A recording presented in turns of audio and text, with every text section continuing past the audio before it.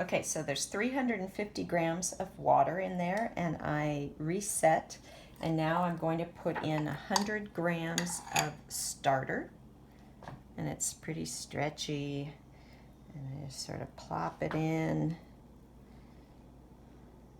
25.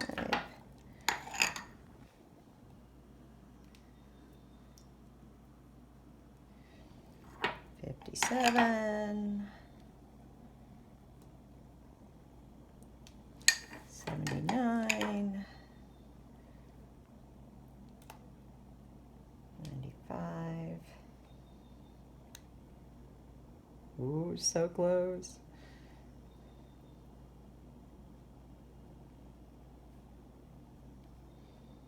Seriously.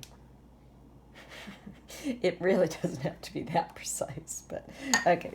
So, oh yeah, and now it goes over 100, so whatever. So then you take it off, and you just sort of mix it around with your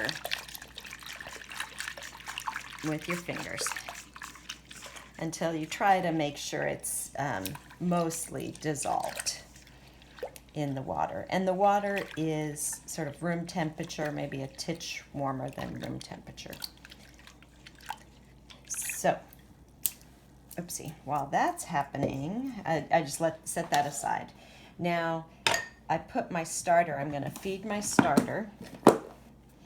This is a half whole wheat flour, half all-purpose flour mixture by weight, just half and half. And you set I usually just keep the spoon in the jar with the starter, and I'll zero it out, and I usually add about 55 grams when I'm feeding it. After using 100 grams of it, I'm gonna feed, and it doesn't matter if you want to make more because you're giving some away, or if you're making crackers or doing something else. But yeah, I'm gonna do 60 and 60 today because I think I want to make some crackers. Okay, so there's 60 grams of water, and before I add the flour, I just try to mix in the water.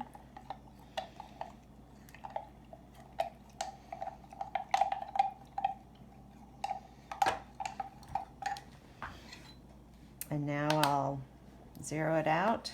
You could do the math and add it up to 120, but now I'm going to try to add in 60 grams of the flour.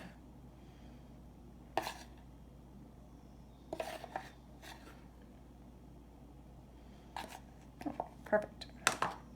Take it off, and you just mix that into a paste.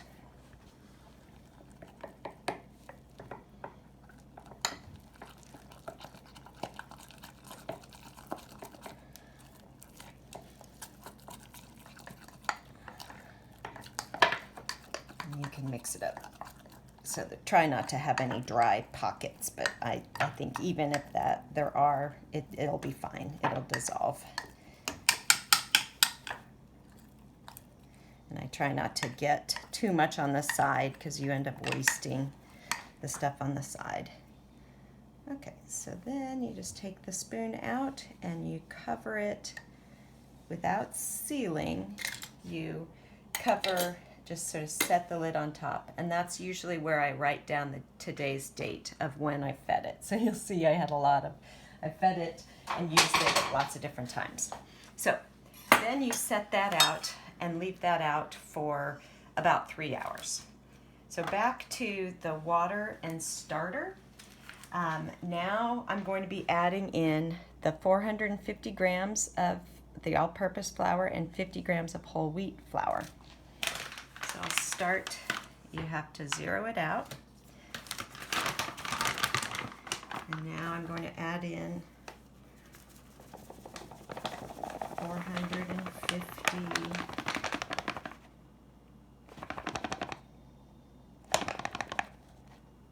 oops, a little extra. So not that it's, I could have just added a little less. I'm not sure. Alexa, stop.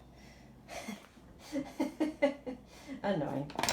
Okay, so that's 450 of the white all-purpose. Zero it out. And now I have the whole wheat flour, and I'm going to add 50 grams of whole wheat.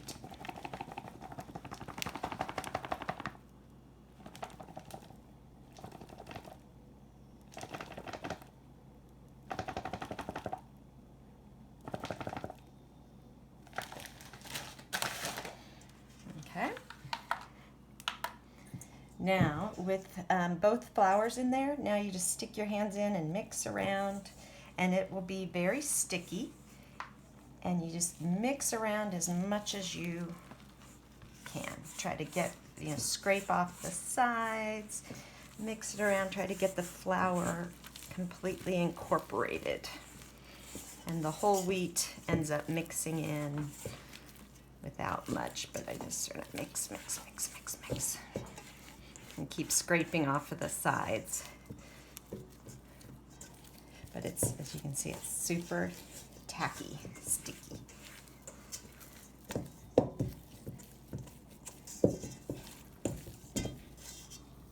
Super sticky. But that's the consistency of this phase 1. I take out something to clean off my hands as best I can. Try to use up all of the, or not waste any of the stuff. And then I take out a lid